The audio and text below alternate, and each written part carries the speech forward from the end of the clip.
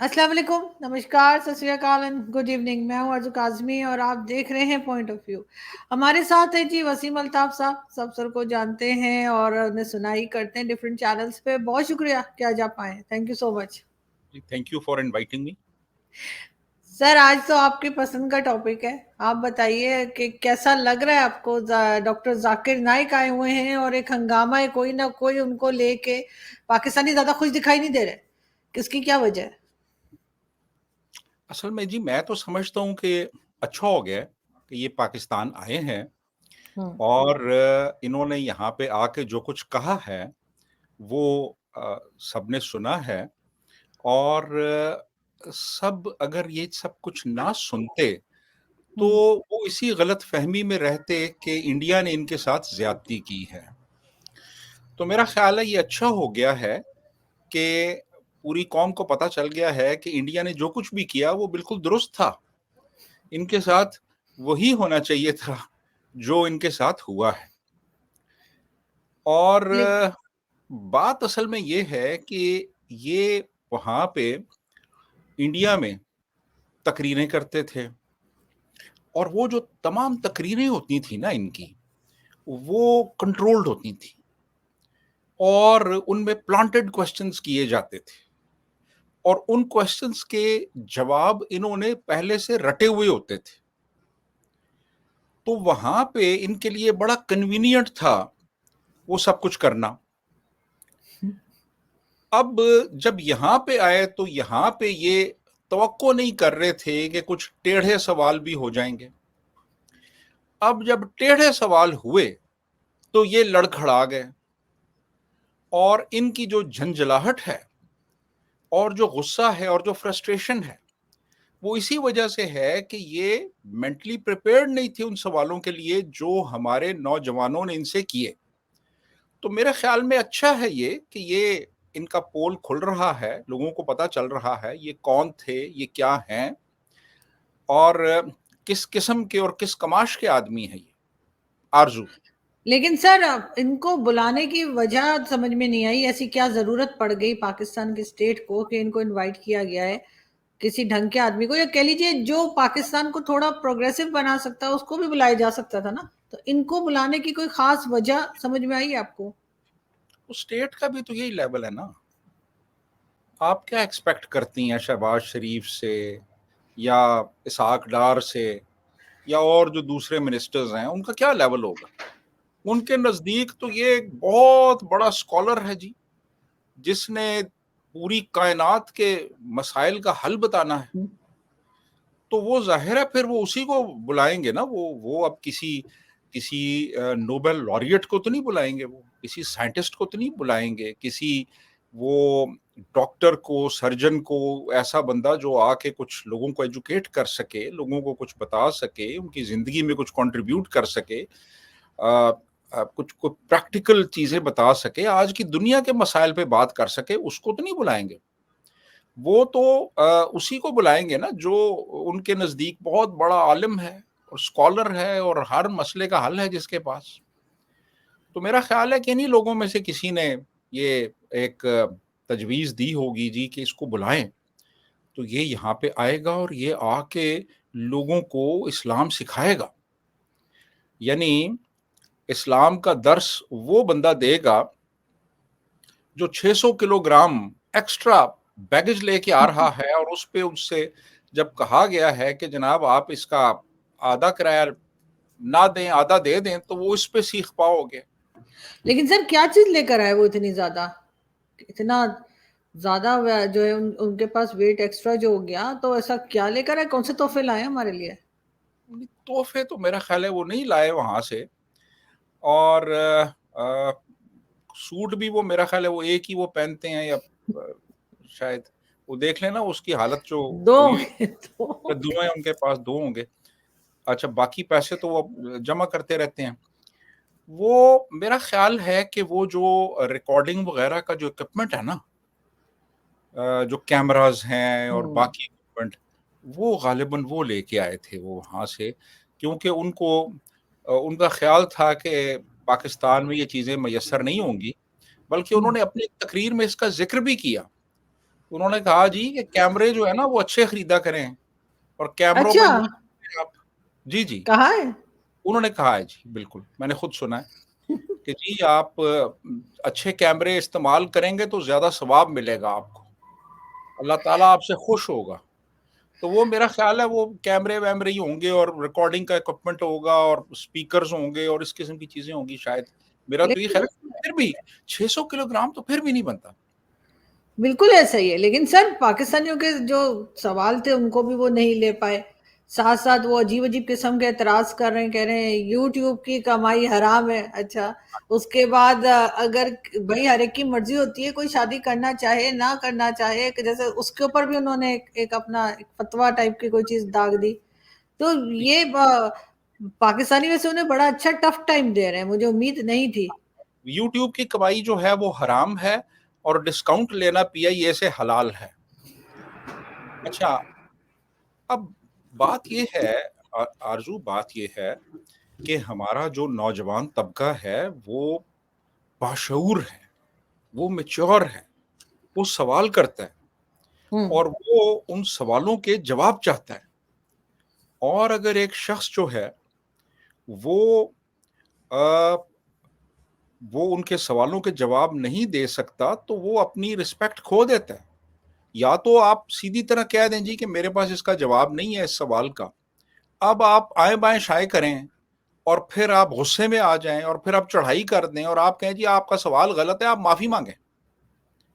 یعنی اس بچی نے ایک بڑا سیدھا سا سوال کیا تھا کہ جی ہمارے علاقے میں جہاں سے وہ بلونگ کرتی ہے، لکی ہوں مروت سے اس کا تعلق ہے اس بچی کا، اس نے کہا جی کہ ہمارے علاقے میں ڈرگز کا بھی بہت استعمال ہوتا ہے، ہمارے علاقے میں ریپ کے بڑے انسٹنسز ہوتے ہیں اور پیڈوفیلیا جو ہے وہ بہت عام ہے.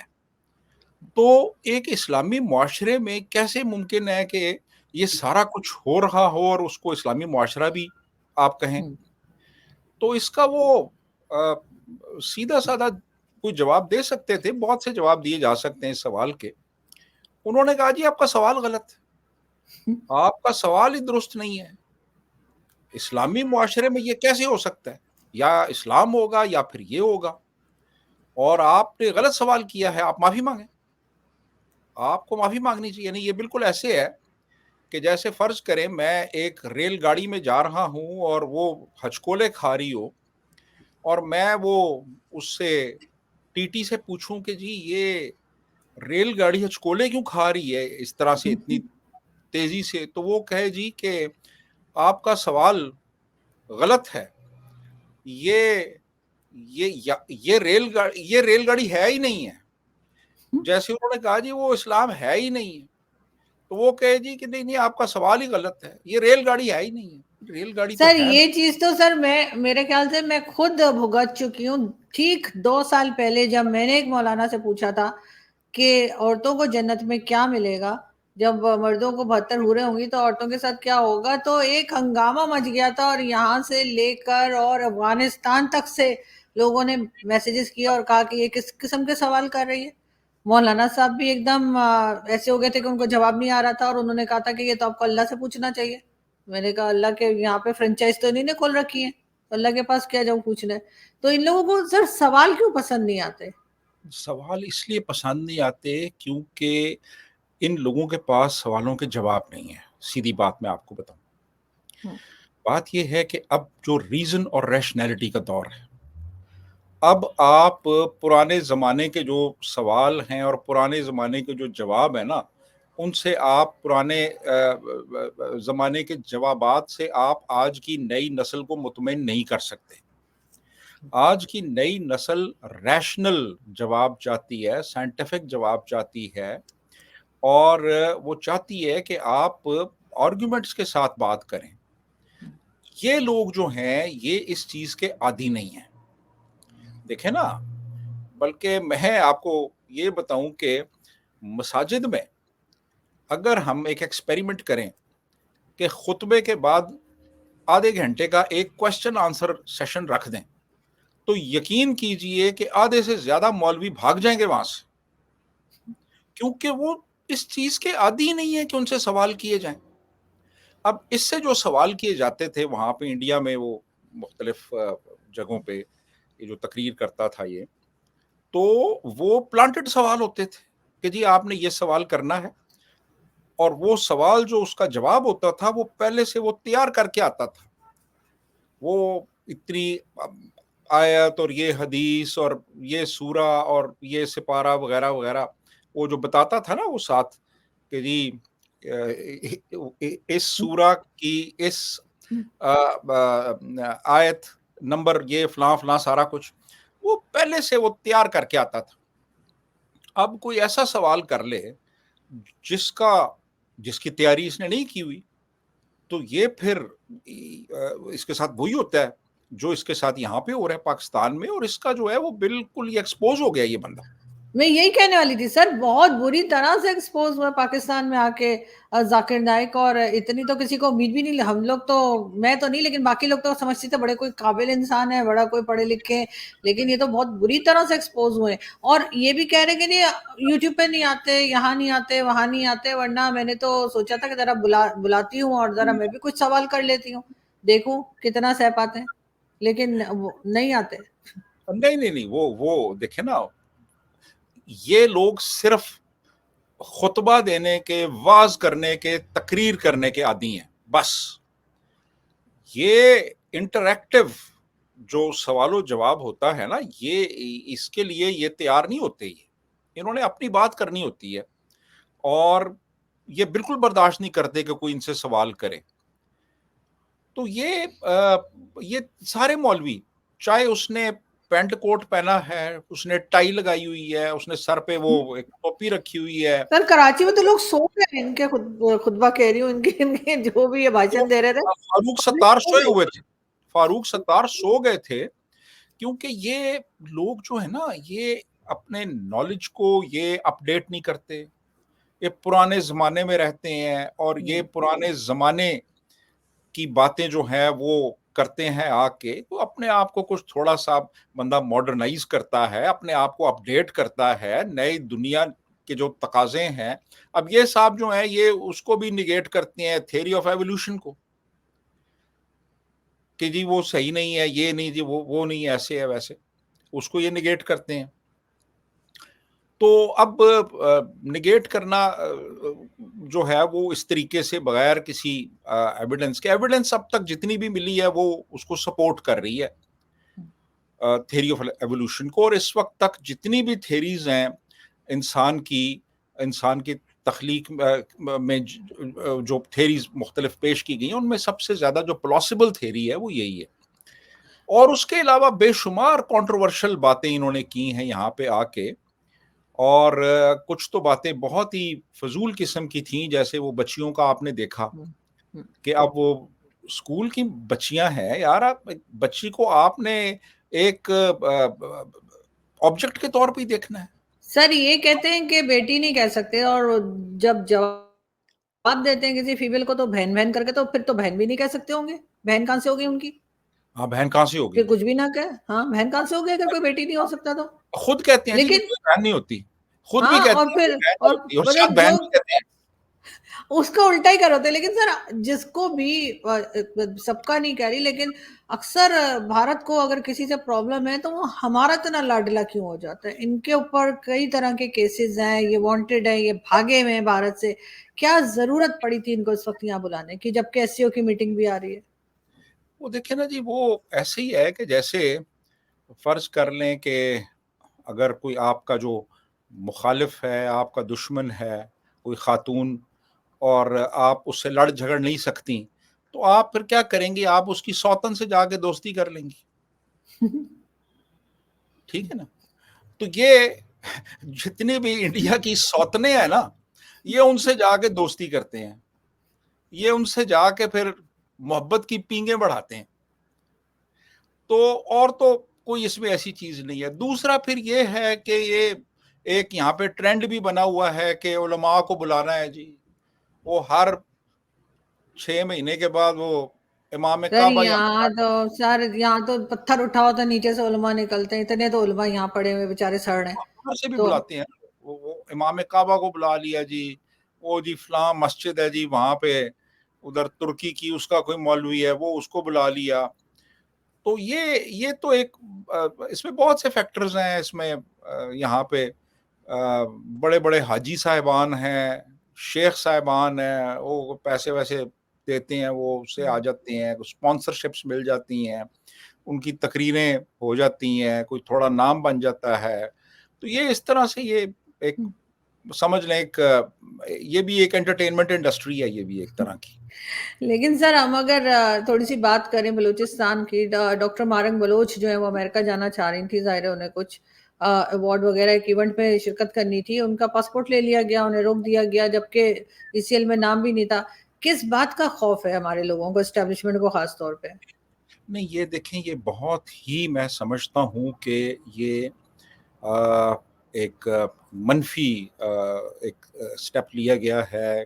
بہت نقصان دہ ہوگا یہ ہمارے ملک کے لیے, فیڈریشن کے لیے, کہ آپ ایک طرف مارنگ بلوچ کا پاسپورٹ لے رہے ہیں, اس نے امریکہ جانا تھا, اس کو آپ نے جانے نہیں دیا, اور دوسری طرف آپ نے PTM کو بین کر دیا ہے, جبکہ TLP بین نہیں کی گئی اس طرح سے. وہ آزادانہ گھوم پھر رہے ہیں, وہ لوگ سب کچھ کر رہے ہیں.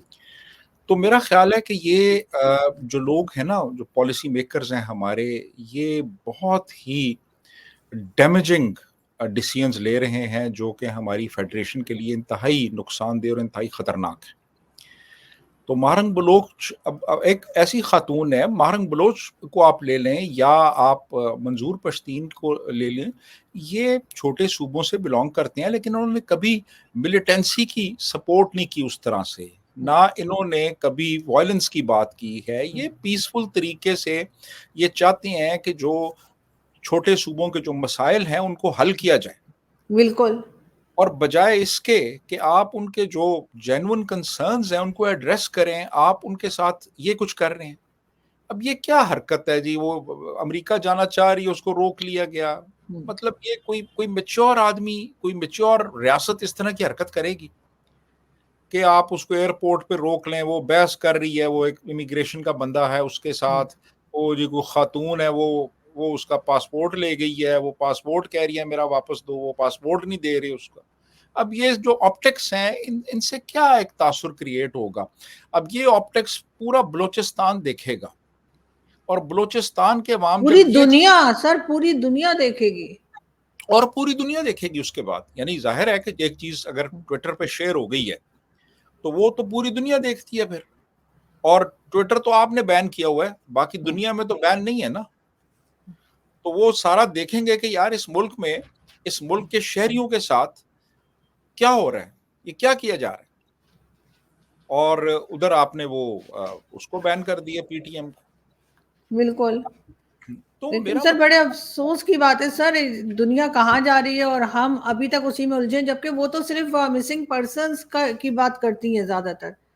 ایگزیکٹلی مسنگ پرسنز کی بات کرتی ہے. اور مسنگ پرسنز اگر آپ کے یعنی آپ کم سے کم جو بھی ہیں مسنگ پرسنز ہیں, انہوں نے کوئی کرائم کیا تو ان کو عدالتوں میں آپ پیش کریں, یعنی ان کو آپ ان پہ مقدمے چلائیں, آپ سب کچھ کریں جو بھی ایک قانونی طریقہ ہے.